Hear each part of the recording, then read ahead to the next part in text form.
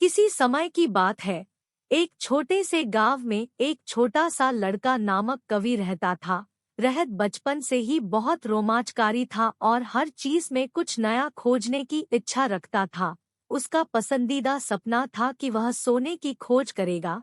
उसे यह लगता था कि उसके पास अगर सोने का सिक्का हो तो उसकी जिंदगी में सब कुछ बदल जाएगा। एक दिन रहत ने अपने दोस्त सुनील के साथ मिलकर एक नई कविता लिखने का निश्चय किया। वे अपनी नई कविता के लिए सोने का सिक्का ढूंढने का निर्णय लेते हैं। सोने का सिक्का पाने की उम्मीद में वे गांव के पास के जंगल में निकल पड़े।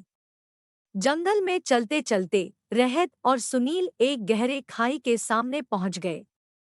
वह दोनों बहुत उत्साहित हो गए क्योंकि उन्हें लगा कि सोने का सिक्का यही छुपा हो सकता है। वे खाई में खुदाई करने लगे, लेकिन सोने का सिक्का नहीं मिला। वे खुदाई करते रहे, लेकिन सिक्का नहीं मिला। खुदाई करते समय वे अपने समय के साथ ही अपनी अनमोल दोस्ती को भी खो बैठे। वे अपने साथी सुनील के साथ जूझ रहे थे, लेकिन सोने की बजाय वे एक अमूल्य दोस्त को खो देने जा रहे थे। उन्होंने खुदाई करना बंद किया और दोस्ती की महत्वपूर्णता को समझा। उन्होंने एक दूसरे को गले लगाया और वापस गांव की ओर रवाना हो गए, लेकिन उनके पास कोई सोने का सिक्का नहीं था।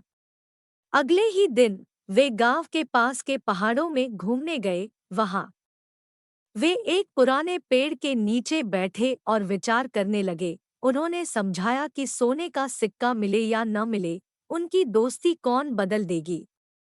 समय बीतते बीतते रात हो गई। वे घर की ओर बढ़ने लगे, लेकिन राह में उन्होंने एक चमकीली चीज देखी। वे चमकीली चीज उठाने गए और देखा कि वह एक चमकीला सोने का सिक्का था। लेकिन उनके दिल में खुशी की बजाय उन्होंने वह सिक्का पास के वृक्ष पर बांध दिया। वे घर पहुंचे और खुशी खुशी अपनी कहानी सुनाई, लेकिन सोने की खोज के बजाय उन्होंने अपनी दोस्ती की महत्वपूर्णता को बताया। उनके साथी सुनील भी खुश थे, क्योंकि उन्होंने देख लिया कि असली खोज हमारे दिल में होती है और असली खजाना हमारे साथी और दोस्तों में मिलता है। इस कहानी से हमें यह सीखने को मिलता है कि वैसे तो सोने का सिक्का बहुत महत्वपूर्ण हो सकता है, पर असली खोज हमारे साथी और दोस्तों में होती है।